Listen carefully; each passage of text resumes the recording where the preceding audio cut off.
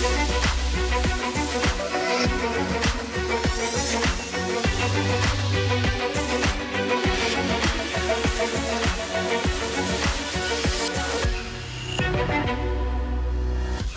morning. It is Friday, the 5th of June. I'm Maeve McMahon and this is Europe Today. Your morning dose of European news and context live here on Euronews. Coming up, EU enlargement is at the top of the agenda today as EU leaders gather in Montenegro with their Western Balkan partners. We'll be crossing live to Euronews' Maria Tadeo, who spoke exclusively to the European Council President Антониу Кошта. Meanwhile, the Iran-backed group Hezbollah has rejected a ceasefire proposal agreed by the Lebanese and Israeli governments in US-mediated talks. The group says Israel must withdraw all troops from southern Lebanon, but Israel's defence minister says the IDF would be continuing operations on the ground to, quote, dismantle terrorist infrastructure. Plus, EU justice ministers are meeting in Luxembourg to discuss whether or not to extend the legal protection of Ukrainian men of military age who are currently living inside the European Union. EU sources told Euronews that a formal proposal will come out soon. But first, up to 30 European heads of state are meeting in Tivat, Montenegro today with leaders from Western Balkan countries. The gathering is set to push EU enlargement up the list of priorities. For the latest, we can go now live straight to the town of Tivat in Montenegro, where our Europe editor, Maria Tadeo, is this morning for us. Great to have you with us, Maria. So it's a big day for the Balkans. But what's exactly happening beyond, of course, the photo ops and the handshakes? Well, of course, morning, Maeve. This summit now about to start between European Union leaders, of course, and the Western Balkan countries. This is an important day for Montenegro.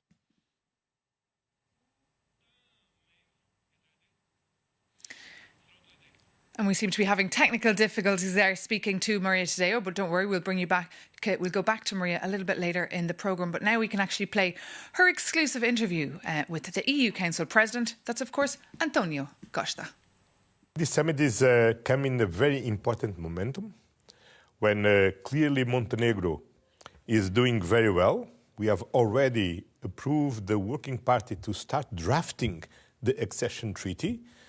Last week, we have a new intergovernmental conference with Albania, and the Commission this week proposed to close 3 chapters in the Albanian negotiations. We will discuss new proposals to accelerate this process to avoid precisely this idea that we are not going so well because it's not a reality, but it's very important to increase the trust in the European Union and increase also the motivation in the candidate states to be very clear that we are moving forward and we want to deliver on this process. And you mentioned Montenegro. Of course, we've been in the streets of this beautiful town and they all say it's 28 by 28. They believe they will hit this deadline. Is that the case when you've had your conversations bilateral this week? Well, they are doing very well. Now it's possible to close half the chapters before summer. And then we have 3 very hard-working months to try to close by the end of this year. And of course, in 2027, the first half of the year, we are more focused on the elections in different countries. But for sure, the second part of the year, we can come back on this issue. And if everything is okay, it will be possible. It's not impossible to be the 28th member states in 2028. And President, some would argue because enlargement is now needed, and you say it yourself, it is a geopolitical imperative, some suggest the time to really think outside of the box has really come. Enlargement will be about merit, but maybe perhaps it's time to look at solutions as reverse membership, perhaps step-by-step membership has been signaled. There's the idea of joining without a veto. What's thinking outside the box for you? Now, there are different things. First, the process is merit-based and will remain merit-based. Other thing is to simplify the proceedings. Perhaps you can reduce the moments then we take decisions. To streamline it. To streamline it. This is one thing. Other thing, finally, is the transitional period. We learned from the previous enlargement process that we always adopted transitional clauses on policies like agriculture, freedom of movement, and so on. And now, because we are talking about a very challenging enlargement, perhaps we need also transitional clauses on institutional matters. But it's early to discuss this. But it's important, for instance, the President Vučić and Prime Minister Rama came publicly some months ago proposing some ideas, Chancellor Merz also, and for sure we will discuss a proposal from France and Germany to simplify the proceedings to move forward in this enlargement process. What it says to me is that there is an appetite to explore different solutions. Is that something that you also feel? This perhaps there's not a landing zone yet, but ultimately that is a direction of travel. No, this enlargement will be different. All of these discussions about the proceedings, about the transitional period, about the simplification of our rules to work, all of this shows our common ambition to deliver as soon as possible in this enlargement process. This shows the really will of the member states and also the candidates to join the EU and to achieve this enlargement. And President, you have been on a tour of the region. You were in Serbia. You spoke with the Serbian President, Aleksandar Vučić. Of course, this is a country that is fundamental when you look at the Western Balkans, but some would argue, and the Commission says it openly, that not only the process is not moving ahead, there's actual serious backsliding in fundamental questions like the judiciary, the media, as you cited. These are key parts of a democracy. What was your one-on-one conversation with Aleksandar Vučić? No, it's true that last January they stepped back on the judiciary, but now they are changing the law. You're confident they will do it this time? They are doing, and they are full committed to comply with the recommendations from the Venice Commission. The Venice Commission has a meeting the next 12th of June, and immediately after they will approve the new law to correct what they made in last January on the judiciary. And do you trust that President Vučić will do it this time around? Because some would argue there has been many promises made in the past, but actually not delivered. When you sat down with him privately, did you make it clear it's you now that needs to move? It's not a matter of faith. It's very simple. They know what they need to do, and we are here to verify if they do or if they don't do. If they do, we move forward. If they don't do, we're still blocked. My conviction is everybody understood this. There remains a problem with the body who needs to regulate the freedom of press. And this is an ongoing process with the civil society and with the government. And you stress that to him? Yes, of course. And just on a different final point now, of course, this week there has been major developments when it comes to Ukraine and Moldova, also by extension, on their negotiations, opening these formal talks.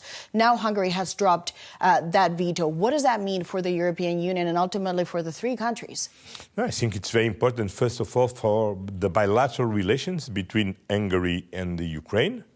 And Prime Minister Magyar announced that he believed that in 3 weeks they are in conditions to release the veto and we can move forward. We are very advanced, and I believe that it's possible to open and at the same time close immediately several chapters because they have already done what they need to do to close the chapters. This is a huge symbolic moment for Ukraine. This process had been stuck for 3 years. This is, if it happens and materializes, is the start of something new. What does that say to you? Where is this union going? Does it mean it's a return to 27 unanimity? What do you read politically out of this?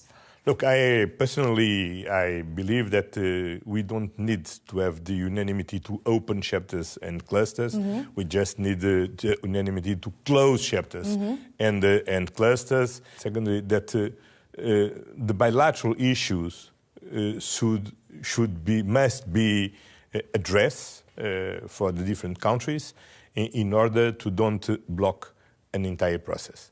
And it's very positive that Prime Minister Magyar gave this clear sign that we are now leading with a new government, with a new policy in Hungary, and with the new attitude of Hungary in the European Union. And just lastly, your final summit with Viktor Orban in attendance, you said nobody can blackmail the European Council.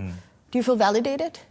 Well, the Hungarians understood. If Viktor Orban believed that someone in Hungary will rewind him for try to block a decision of the European Council, he was wrong.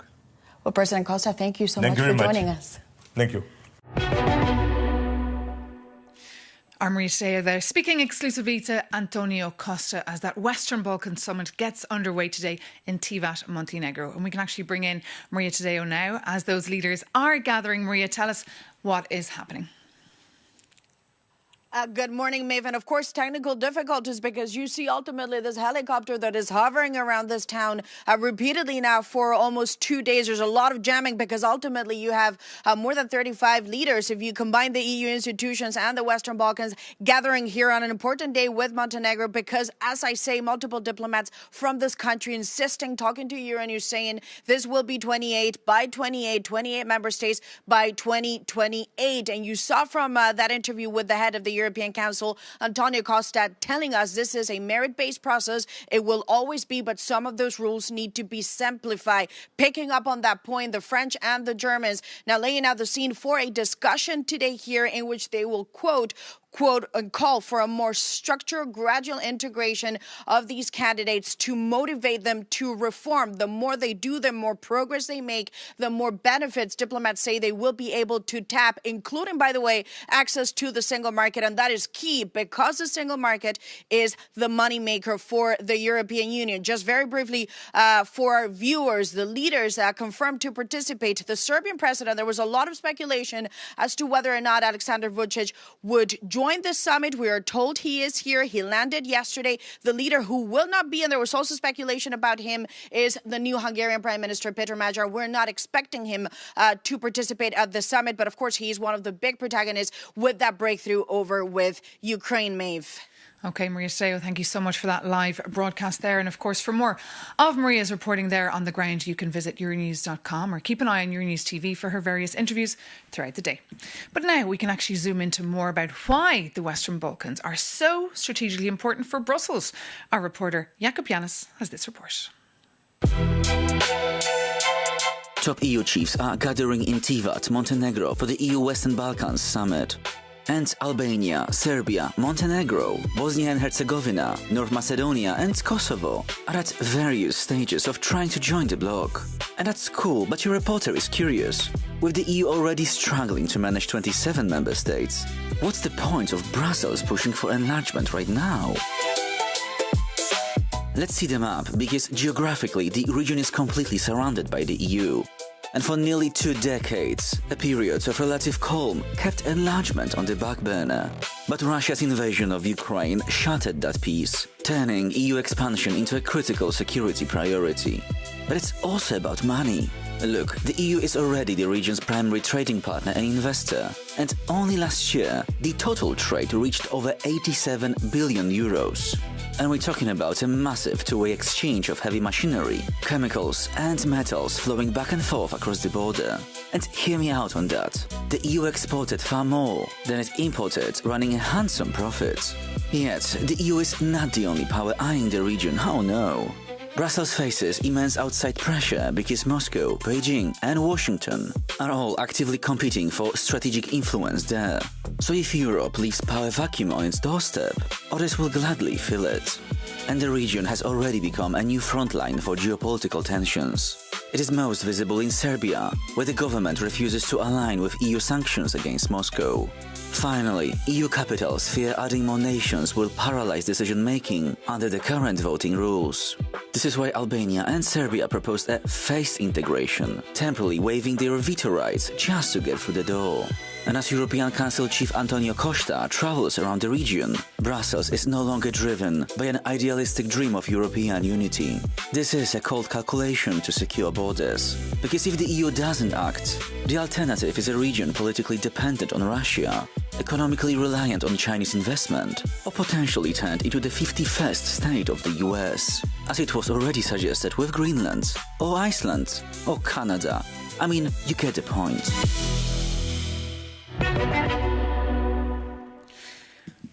Jakob Yanis there on the high stakes of that EU Western Balkan summit that comes as protesters are flocking to the streets of neighbouring Albania to speak out against the construction of a $1.6 billion luxury resort backed by President Donald Trump's son-in-law, Jared Kushner. More on that story on Euronews.com. But now, Ukraine's President Volodymyr Zelensky has sent an open letter to the Russian president.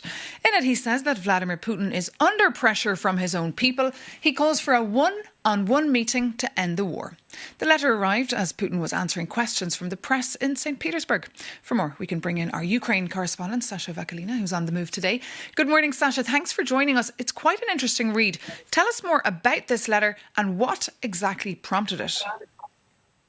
Absolutely, Maeve. In an unprecedented step, for the first time since Russia's full-scale invasion of Ukraine, over 4 years ago, Volodymyr Zelensky released the first open letter to Putin, addressing Russian president directly and personally with a very clear message, quote, "The choice is yours now. Enough of war. Ukraine proposes to end this war. I am proposing a meeting," Zelensky said. Now, he also provided more details about the possible venue for the meeting. He said that Vladimir Putin spent over half of his 26 years term as the leader of Russia waging the war against Ukraine, and therefore there is nothing for Ukraine's president to do in Moscow, same way as there is nothing for Russian president to do in Kiev. Therefore, Zelensky said that the meeting could possibly take place in one of the mediating countries. That could be Switzerland, that could be Turkey, or that could be some of the Middle Eastern countries, he said.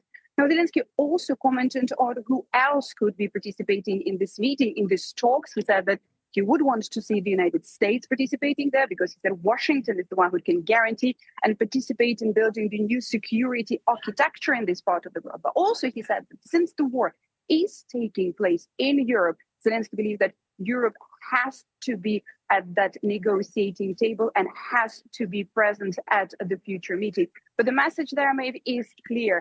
He clearly and openly told Vladimir Putin, you can't stop your war. OK, Sasha Vakalina, thank you so much for that live update there. Now, the ongoing war in Ukraine, confrontations with China over trade, a more hostile US that no longer shares the interests of the EU, and Europe's innovation problems. Just a glimpse of some of the serious matters being discussed today and yesterday at the Brussels Economic Security Conference hosted by the European Policy Centre. Our correspondent Shona Murray has been covering the event and moderating it as well and joins us now live this morning. Good morning, Shona. Just tell us what's on the agenda today. Well, good morning, Maeve. As we know, and as you mentioned there, Europe is facing so many challenges on various fronts, not least, of course, the war in Ukraine and the urgent need for Europe to step up in investment when it comes to security and defence. We also have an acknowledgement across Europe and in Brussels here that the US is no longer the reliable partner it used to be. So there needs to be a move away from interdependence with Chinese and United States tech. There's also overcapacity when it comes to Chinese exports. So in order to face these challenges, there needs to be massive scaling up of investment because, as we heard from the famous Mario Draghi report, Europe could be in mortal danger. And in order to speak about this, I'm joined by Nadia Calvino, President of the European Investment Bank. You're very welcome. Tell us, first of all, the EIB has really changed in the last couple of years because of the war in Ukraine and has started to invest, for example, in security and defence, something that would have been maybe unheard of 10 years ago. Absolutely. 2025 has been a game changer for the EIB in this area. We have expanded the scope of the activities we finance so that now we are financing pure military as well as funds and companies that are active in all areas of defence. And we have also increased the ceilings for this investment so that investment has multiplied ×4. And we are on track to meet our target this year of financing 5% of our total finance in the EU, devoting it to security and defence. And it's not, I suppose, direct kinetic goods that you're investing in, is it? Or what? How do you sort of get away with not providing directly, bullets and guns and so on. What kind of investment in defence and so on? Well, Europe has massive needs, and the European Investment Bank is uniquely placed to finance large-scale infrastructures with long-term loans, also research and development, large-scale programs of leading companies, Thales or Indra in Europe, for example. Industrial capacity, we're financing quantum systems, production of drones, and also financing small-sized companies that are supplying in the supply chain of large European contractors, and the emerging ecosystem of private venture capital funds that are specializing in this area. Actually, in 2026, we're going to launch a new wave of financing capital injections in this area of investment funds. I mean, also, since the war in Ukraine, we've also noticed, not noticed, it's been a major issue, is Europe's energy dependence on Russia initially, but also the implications of the closure of the Strait of Hormuz, getting gas and oil to the European continent. Tell us about the plans for Europeans' energy independence. Well, I think that in the last years, in the war in Ukraine and now the escalation of the conflict in the Middle East, send a very clear message to Europe, and that is we need to break free from our dependence on fossil fuels. It's clear. And the European Investment Bank, being the climate bank, is very well placed and is actually financing large-scale infrastructures, for example, grids, interconnectors. Half of the projects ongoing in Europe are financed by the EIB. Also, we're financing energy efficiency for SMEs, research and development of new fuels, clean tech autonomy and Europe's strategic autonomy and economic security in this area, solar, wind. We are very well placed, I think. And what we see is also that there is strong demand for EIB financing in this area. So I think that we will also hit a record this year in terms of financing for the clean transition to make it a European success. And the other piece that we heard from the European Commission this week is around tech sovereignty and the need for the EU and Europe to have its own access to the tech sector and tech services because of concerns around security. And that is going to be requiring massive scale up on investment. Tell us about the plans for that and how quickly they can be done. Yeah, absolutely. Europe needs to have technological leadership and also autonomy when it comes to key components of these solar and wind infrastructures, for example. In that sense, we are moving quite fast. Only earlier this week, I was in Spain. We signed an important financing agreement for the research program of a company called Ingeteam, present everywhere around the world, that produces solar inverters. And that allows us to scale up Europe's capacity in an area which is quite critical for the solar panel deployment. So from the European Investment Bank, we're supporting the approach of the European Commission and accompanying and joining the European Commission in ensuring that Europe becomes independent, not only when it comes to the fuel supply, but also when it comes to the technologies and industrial capacity. Okay, Nadia Calvino, and you'll be speaking later on the next hour or so here at the Brussels Economic Security Forum. Thank you very much for joining us on Euronews. And back to you, Maeve. Thank you so much, Shona Murray, and of course to Nadia Calvino, the head of the EIB there. And thank you so much for tuning into us this morning on Europe Today. For more news and analysis on that EU Western Balkan Summit taking place in Tivat, Montenegro today, do stay with us here on Euronews or visit euronews.com for longer reads. Take care. Thanks so much for tuning in and see you soon on Euronews.